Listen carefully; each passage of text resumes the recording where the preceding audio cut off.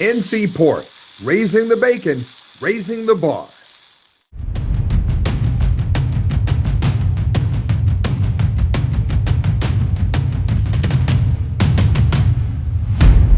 Our next guest was a star quarterback at the University of Louisville, played in the NFL, was a minor league baseball player for a while, and he's been a successful head coach at Western Carolina, Purdue, and now, of course, Louisville.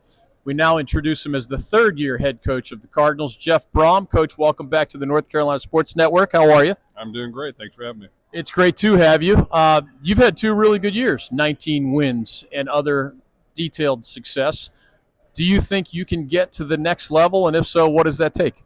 Well, we believe we can, and that's going to be our goal, and I think we have a really good football team, and they've had a good spring, good summer. We have new pieces, but they've all gelled well together to this point. I think finding ways to be better as coaches has been a big emphasis this offseason to help correct some of the mistakes we made. But we had 4 losses by less than a touchdown. We got to figure out ways to win those close games, but I feel like we got a good makeup, and I think our guys will compete and play hard. We have described you as a quarterback whisperer, which we hope you take as a compliment.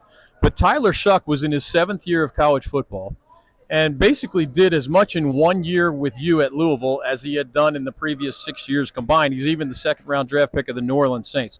What are the Saints getting in Tyler Shuck, and what can you say about your new guy, Southern Cal transfer Miller Moss?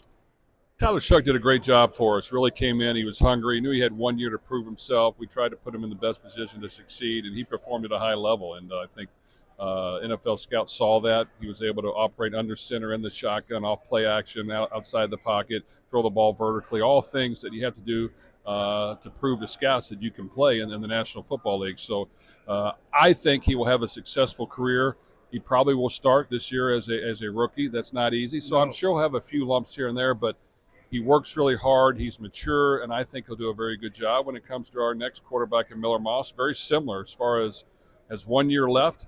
He's played some really good football at times. He's been benched at times, but he's a veteran, and he's been there and done that, and he's come in hungry. He's worked really hard, and I see him having a great year as well.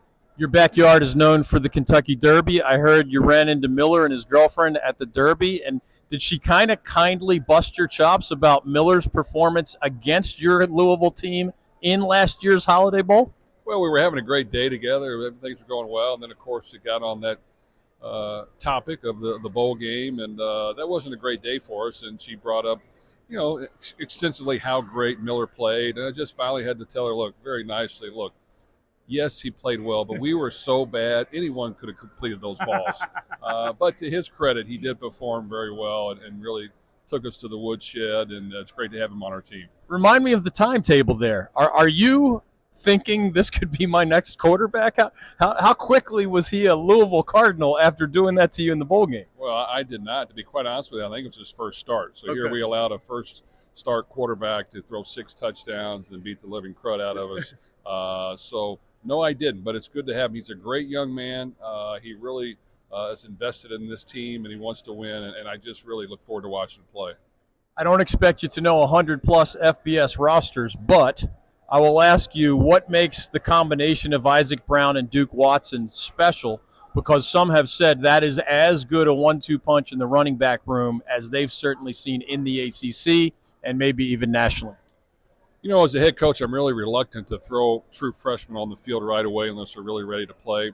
Both those young men showed some really good moments in training camp. At the same time, they're not really big running backs. Understanding the protection package and the physicality of the game, I was a little concerned. But, man, every time we put them in there, they would take that ball, they make guys miss, and they run a long way, and they score touchdowns. I'm like, well, you know what? We just need to go ahead and give these guys the ball. And they took it and ran with it. They've worked really hard this offseason. They just got that movement and slitherliness to them when they're inside the running lanes to make guys miss that it's hard to teach. They have no fear. They're not scared of contact, and I just feel like if we keep them healthy and continue to educate them on the game of football, they'll have outstanding careers and an outstanding year as well. I know you're the son of a coach. I imagine your dad would not recognize college football today. And even as much as you've had 4 years to get used to the name, image, likeness concept, we've now got this revenue sharing thing where I don't know how many people are involved in the decision, but you're spreading more than $10 million around a locker room. How does that impact your job description as a head coach? Well, I think a college football head coach now has to do way more than that. And, trying to be as fair as you can, as honest as you can, taking care of your team first before you go outside and acquire talent is always a tricky topic that you got to tread very carefully. But I think we've managed it very well. It's important that guys realize that once the negotiation part is over, it's time to play football and go to work. And when the season's over, we'll redo it again. But it's just a part of the game now. And basically, paying players every year is going to be a big component of it. And, amongst me and a few of our other coaches on the staff and in the recruiting department, we work hard, do the best job we can. And I think we've done a good job to this point, but it'll always be a big part now moving forward. And it does require a lot of time and a lot of effort, and a lot of things come up every day new, especially during the recruiting and transfer portal cycle that you got to deal with. Clemson coach Dabo Swinney is convinced that there's going to be a college football super league at some point, and even the lawsuit settlement had words in there about what if a super league happens and a Clemson or a Florida State or another school wants to leave the ACC only in football. The lawsuit settlement actually addressed that possibility. Do you believe it's now one of your jobs to position Louisville football as a potential invitee to some super league that might come in 5 or 6 years? Well, I'd really hate to see that happen for the game. I think if you're asking me, making these college athletes employees, adopting the pro model as far as that is the easy answer that needs to be done to make the field a level playing field, to have a salary cap, to have a real method to do things, that you don't have to find the teams that spend by far the most, have the most successful teams. No one wants to see a few teams that are always at the top. They want to see as much parity as you can. So we need to do that, and I think it's important to do that. From my vantage point, too, it's important. Everyone now wants to schedule the easiest schedule to get to the playoff. I believe the opposite. I think every Power 4 team should have 11 Power 4 opponents. You should play 8 or 9 conference games, 11 total Power 4 games, maybe have one group of 5. And let's play real games that fans want to see, that football players and coaches want to play in. And I think if you do that, the playing field will be level much more. You'll have a pro model where in the pros, every game you don't know who's going to win. It's going to be a competitive game every week, and the best teams go to the playoffs. So to have a playoff format where there's 4 automatic qualifiers is the dumbest thing I've ever heard of.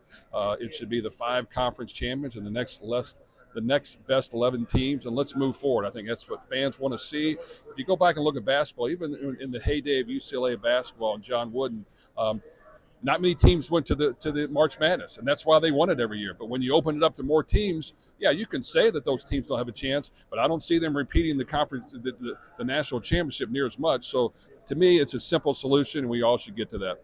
I think we are literally your last conversation in Charlotte for 2025 ACC Kickoff. So thank you very much for squeezing us in on the North Carolina Sports Network. Safe travels back to Louisville. Okay, thank you.